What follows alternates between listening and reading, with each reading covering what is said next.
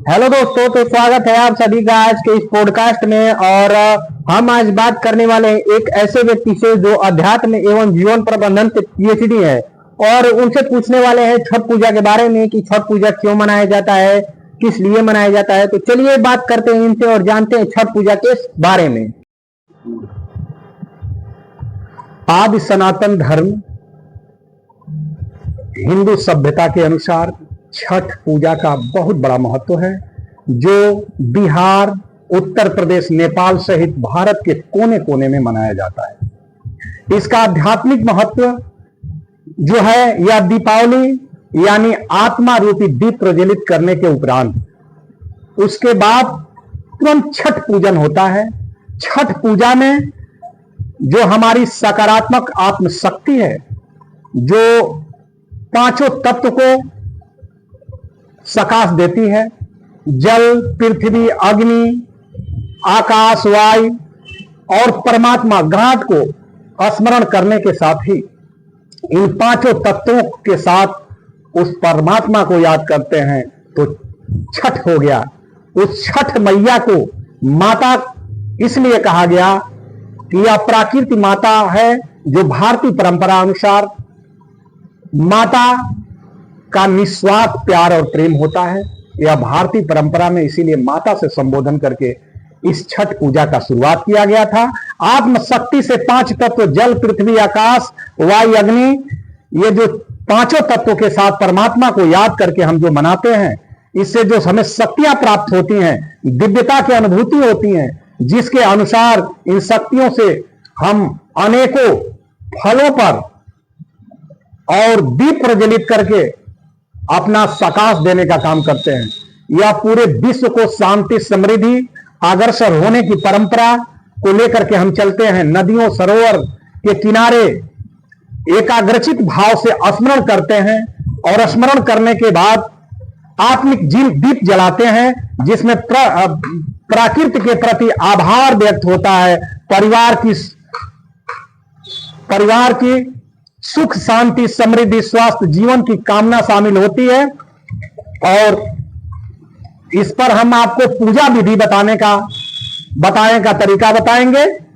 यह पूजा विधि सबसे पहले दीप प्रज्वलित करते वक्त सूर्य और चंद्र नाड़ी के अनुसार ही व्रती को दीप प्रज्वलित करना चाहिए। जैसे सूर्य नाड़ी दायां स्वर, चंद्र नाड़ी बायां स्वर। दीप जलाते समय जो भी व्रती है वह अपने नाड़ी को चेक करें। जैसे दाहिने नाड़ी से यदि स्वर चल रहा होगा, श्वसन तेज चल रहा होगा, तो इसी दाहिने हाथ से दीप प्रज्वलित करेंगे।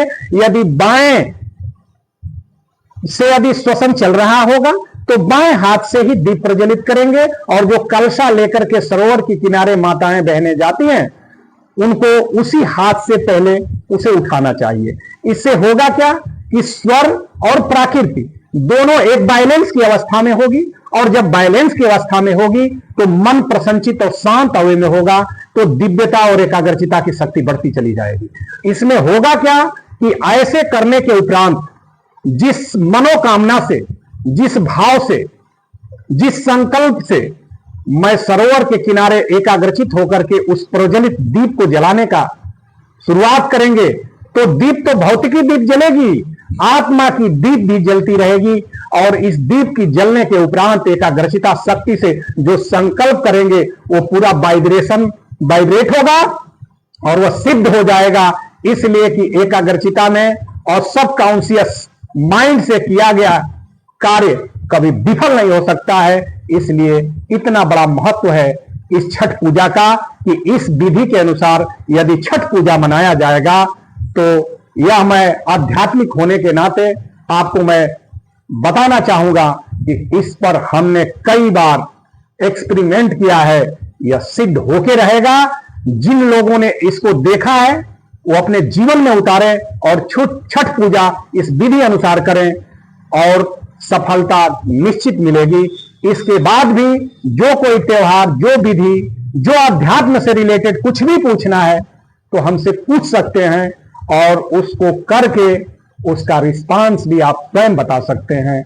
मैं बसंत राज जोगी अध्यात्म एवं जीवन प्रबंधन काउंसलर हूं और इसी विषयों पर मैं पीएचडी हूं। इसलिए मेरा जो भी गुण है आप लोग इसका लाभ उठा सकते हैं और किसी भी त्योहार, किसी भी विधि, पूजा, अध्यात्म से रिलेटेड कोई भी चीजें, जीवन प्रबंधन से रिलेटेड कोई भी चीजें मुझसे पूछ सकते हैं और जीवन को अच्छे मार्ग की तरफ प्रशस्त कर सकते हैं। प्रगति, उन्नति, समृद्धि में स्वतः आप आगे रहें। जय छठ मैया। इसी शुभकामना के साथ मैं आप सब पूरे विश्व को सकाश देता हूं परमात्मा की शक्ति का। इसी के साथ जय छठ मैया।